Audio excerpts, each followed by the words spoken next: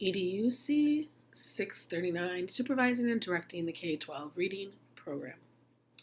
Welcome to EDUC 639's week number 5. I've included some comments I have some comments to mention about chapters 7 through 10 in our online article about finished schools in our forum flashback.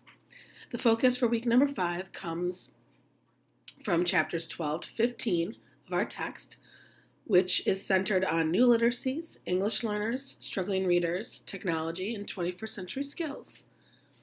I will also remind you of the work to be continued on the rubrics you're creating for a comprehensive reading plan evaluation. Forum flashback. I continue to be impressed with the validation, extensions, resources shared, and synthesis of ideas and replies to others in the discussion forum posts. This shows top-notch professionalism and adds so much value to our learning. You'll notice that I do not contribute to the forums. I want my learners to build off each other's ideas and not stifle that fluid conversation by interjecting my thoughts. Adult learners and my own students, they tend to stop the conversation once a facilitator has commented, has stopped by and told them what they thought of, what they're thinking. And many times it's because they think that the teacher is supposed to have the last word. Therefore, I only tend to chime in if I strongly agree with what is being said or if I need to acknowledge misconceptions or clarify learning that was not fully developed. As I've mentioned before, we are all professionals and want to improve what we already do. And what I've seen in all of our forums has been a high level of knowledge and offering of ideas that really addresses the learning at hand.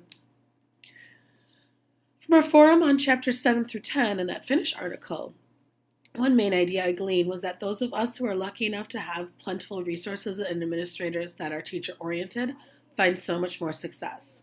And this aligns with how the finished schools conduct themselves.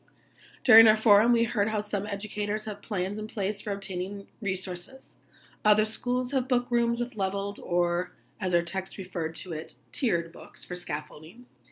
Some spoke of Basil's series, and still there were learners who just create their own curriculum and build resources around those objectives and what they create. Regardless, it is important to keep in mind balance of both fiction and nonfiction, making sure that the material aligns with the standards being addressed at the level.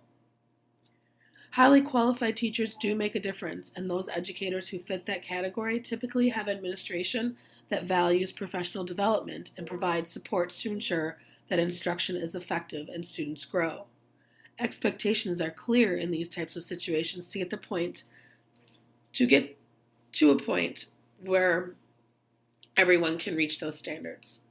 Through evaluations, these administrators offer feedback that challenges the educator being evaluated to reflect and set goals, not just validate them and offer positive feedback, which is always great to hear, but it many times leaves us wondering, where do I go next? So I'm doing a great job, but what can I do to get better? Others are wanting to develop that type of culture in their teacher world. In our text, it discussed how administrators are very busy with so many different things on their plates that sometimes the observations don't happen as often as we would like or as it needs to happen. Nevertheless, an administrator needs to know which educators can lead by example and which educators need to see those good examples modeled. In our district, every year we have peer observations. Now, this is not an evaluation. We pair up and observe another teacher. Our administrator is not always involved. Sometimes it's just the two of us making those plans. And sometimes we observe another teacher in our building that covers the same content or the same grade level. And other times we just go observe teachers who are working with different subjects and different levels of kids. And I've seen the value in both situations. A few years ago, I observed a teacher who was close to retirement in a 7th grade science class. Going in, I thought I wouldn't get a lot out of it. He's close to retirement. Sometimes those teachers don't put their all into their teaching because they know they're on their way out. It was also science and reading are very different in the methodology and than their teaching techniques sometimes. However, there were little things he did that I needed some reminders of, that he had very good wait time. He had really gotten those transitions down, and the way he set forth the purpose of his lesson, some of his classroom management styles. And all of these reminders were things that I was able to bring and implement into my room. Watching my 7th grade reading colleague teach was similar. She and I, we format our classes very much alike so that the students have those routines in place. And we use a modified workshop model. I found that I really liked how she conducted her soft landing transitions and was able to start incorporating that for more consistency between our classes. She also did some more advanced activities with word work, which reinforced the idea that we were on the right track with scaffolding our word work correctly, with the right amount of challenge at each grade level so that they can then develop that higher level thinking with it. This type of observation with this peer observation allows our principal and our lead teacher, who's kind of like our coach, to guide other educators to someone in the building that could give advice or be a model if a need is seen through more formal evaluations. Those evaluations can also lend ideas for professional development for the building or groups of teams. There's nothing worse than professional development which has no value in it for teachers. Just like students, teachers enjoy choice and voice. One-shot PD doesn't work. It should be something that builds upon a structure, method, or idea already in place. And the idea for what to do for professional development can be found through observations, evaluations, conversations, or surveys, but it needs to be sustainable and help teachers in their practice, not just something that's been mandated through a workshop or a conference that is one and done. At our school, we're in the process of fixing our grades and dabbling in standards-based grading. We are on a plan with our CISA to create ELOs and unpack the standards to be able to hone in on what should be assessed at each grade and eventually what type of an evaluation system we will use with students and parents. Are we going to continue with letter grades? Are we going to go to numbers? Are we going to create our own legend to identify proficiencies? We haven't gotten to that point yet, but this is something that we build upon every year throughout the whole school year. Now, we conducted a book study on these fixes almost 5 years ago, and then it kind of got dropped to the wayside, and many of us were like, oh, well, I guess we'll just go on and do the next new thing.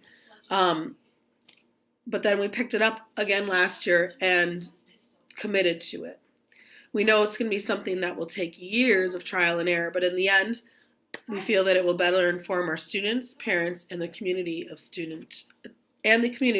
about student achievement, as well as better inform ourselves.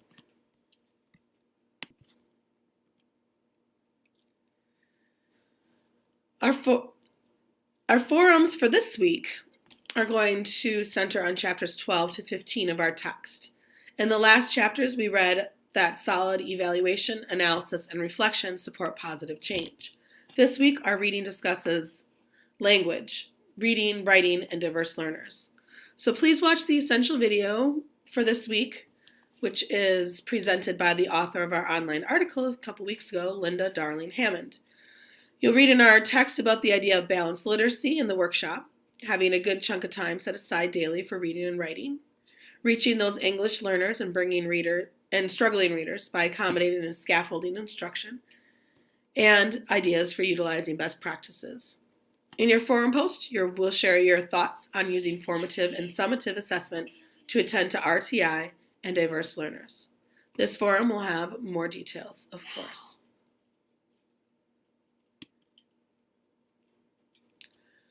We will also have another forum from the information from chapters 12 to 15.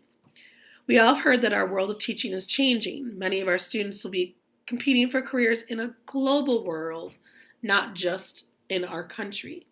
We need to teach differently than we have in the past. No more of that sit and get, top-down type teaching. Therefore, we need to include that reading and writing technology piece, what you will see our text refer to as new literacies. It is important for educators to take the lead on that and direct our students to be more appropriate with how to use and access information online. For this forum, I want you to think about focusing on 21st century skills to promote those new literacies in our classrooms and shifting our thinking of reading and writing to include technology in digital spaces. Our world has changed, and so must our teaching. It's not top-down anymore. It should have more of a constructivism style approach, become more about personalized learning, and become student-driven. Education is becoming more global, as I mentioned before, and we need to start preparing our students for these global communities and these digital spaces, which may be the place in the future that they're going to find themselves competing and working in. Your task for this forum is to share ideas of how you currently have seen 21st century skills utilized in your teaching world and what would be a 21st century skill initiative you feel is a need in your school or district. Make a simple description of your initiative. Many times, simple wins are often the best type of change to implement, and that's the idea here. In your forum post, you will explain how you currently are or can be a leader in initiating the use of 21st century skills with technology in your district's classrooms. How might you accomplish this initiative? Feel free to incorporate ideas from Chapter 15, as there are many good ones there, or share ideas that you have come across in your career thus far. The idea of a simple rollout is key when we're trying to create change. We need to veer away from the idea of having giant binders focused on professional development and keep it simpler and more effective for our educators. Think about any experts in your district already who can help you make this simpler and make this idea come alive. One simple thing that I did in relation to building these 21st century skills this year was to have students send emails to staff members about the books that they're reading for their independent time. They could send it to any staff member in the building, someone in the kitchen, janitorial staff, our secretaries, their homeroom teacher, or any of their teachers in general. And I plan to do it again the second trimester and another during the last final trimester. The students loved it, and so did the staff. It was authentic in nature, and many of these conversations, emails back and forth, continued. Besides just having a simple, oh, well, that book sounds good, and then that was the end of the conversation. There was some engagement with going back and forth about what it was they were reading, and the staff loved to know their students outside of their content area. The PE teachers thought it was great that they could hear about the books that these students are interested in because they see them in that PE situation, but not in the reading situation. Another example of incorporating 21st century skills at our school was with breakout boxes. Now, these are new ideas. Our LMC director started introducing breakout boxes during a staff meeting last year. Kind of like an escape room, but your information that you want, you're breaking into a box, actually. There's locks on it, there's clues. It's almost like a mystery scavenger hunt that leads you to opening up the box, but in the process, you're learning about certain things that are leading you to the clues and the keys to unopening your box. So this idea incorporates many of those 21st century skills that you see at the bottom of the slide, as well as using those technology and digital spaces. It literally and figuratively was thinking outside the box, which was hard for some students who have become so complacent with that top-down style teaching. However, it revitalized their thirst for learning and got them excited about the upcoming unit. These are types of problem-solving situations many learners will find in our global world. That idea of having to come up with different solutions, that creativity, critical thinking, that collaboration with someone else and using their communication skills. We need to develop these skills in our students and incorporate them with the new and the old literacies. So for this forum post, I want you to think about how you can make this happen in the classrooms in your district.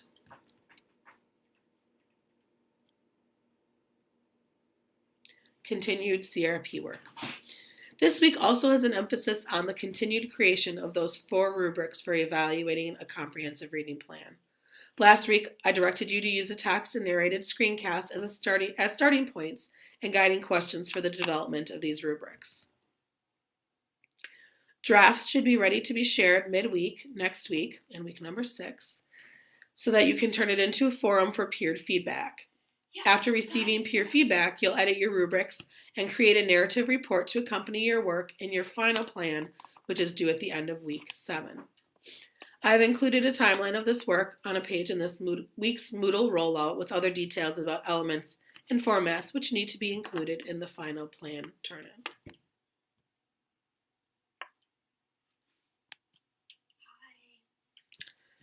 Happy reading, creating, and networking of ideas here in week number 5. Reach out if you need anything.